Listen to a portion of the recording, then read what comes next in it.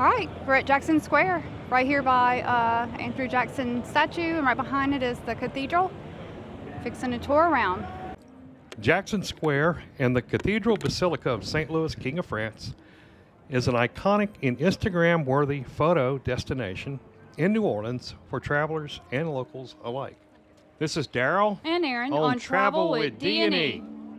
Today, we're taking you on a journey to Jackson Square and the Cathedral, two famous New Orleans landmarks that showcase the city's unique blend of heritage and charm. So let's go get started. Jackson Square is the heart of the French Quarter and a focal point in New Orleans' cultural scene. Named after President Andrew Jackson, this picturesque square is a hub of artistic expression and community gatherings. The square's lush greenery and iconic iron fence with beautiful fleur-de-lis create a serene oasis amidst the hustle and bustle of the city. Visitors can take a leisurely stroll along the pathways and stop to admire the majestic statue of Andrew Jackson on horseback at the center of the square. Yeah, so this is just another part of going through on our walking tour of New Orleans, and look forward to seeing the rest of it, showing it to y'all. The statue of Andrew Jackson serves as a tribute to the 7th President of the United States and his significant contributions to American history. Erected in 1856, the monument commemorates Jackson's pivotal role in the Battle of New Orleans during the War of 1812, where he led a diverse group of soldiers to victory against British forces. Despite the controversy surrounding Jackson's complicated legacy, including his controversial actions toward Native Americans and African Americans, the statue remains a prominent fixture in New Orleans as a symbol of historical significance and reverence for one of America's most influential leaders. Located on the opposite side of Jackson Square, the Basilica of St. Louis, King of France, is a sacred haven in the heart of the French Quarter. Constructed in 1789, the historic cathedral is the oldest continuously active Catholic parish in the United States. The cathedral's name pays tribute to King Louis IX of France, who was known for his piety and devotion to God. Stepping inside, visitors are greeted by a sense of tranquility and reverence as the soft light filters through the stained glass windows and illuminates the altar. The Basilica's rich history and architectural beauty make it a must-see destination for those seeking spiritual reflection and cultural immersion. The elaborate altar, adorned with gold leaf and intricate carvings, is a testament to the skill and craftsmanship of the artisans who created it.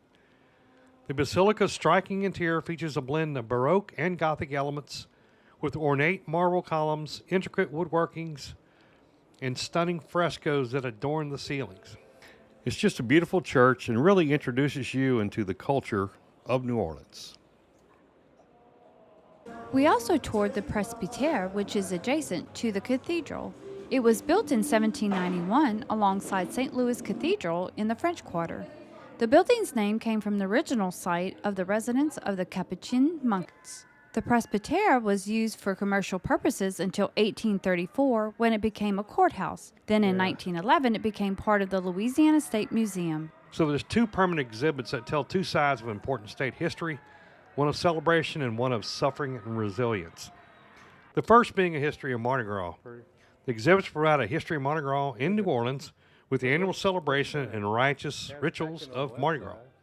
The festival is inextricably woven into the way of life in southeast Louisiana, whose roots extend into the Middle Ages. There are parade floats to climb, costumes to see, and historical throws on display.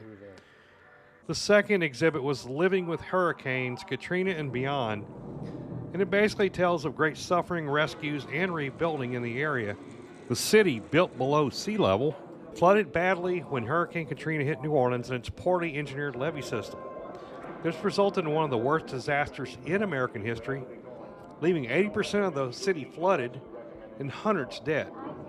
The exhibit documents the event, the aftermath, and the southeast Louisiana's ongoing recovery. All around Jackson Square, there are a number of street performers that are there playing. It could be a jazz ensemble, flamenco dancers, and even a lead guitar. The creative spirit in New Orleans does come alive around Jackson Square. The lively atmosphere and entertaining performances make it a must-visit destination for anyone trying to experience the soul of the city and again dig down into the culture and understand the culture a little bit better. Come check out some of the street performers in Jackson Square.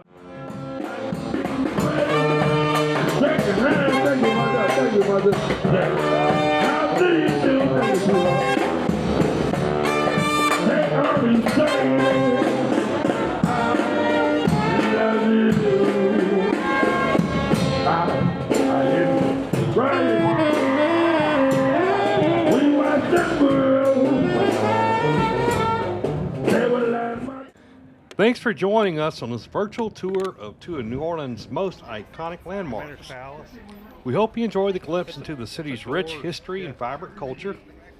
Make sure you check out all our other videos on the New Orleans destination, like the Steamboat Natchez Cruise and other destinations, including the Texas Hill Country, Natchez, Key West, and the Florida Keys, Pittsburgh, among many others. Be sure to subscribe to our channel for more destinations and cultural explorations. Thanks for watching, and as always, we will see you in the next video.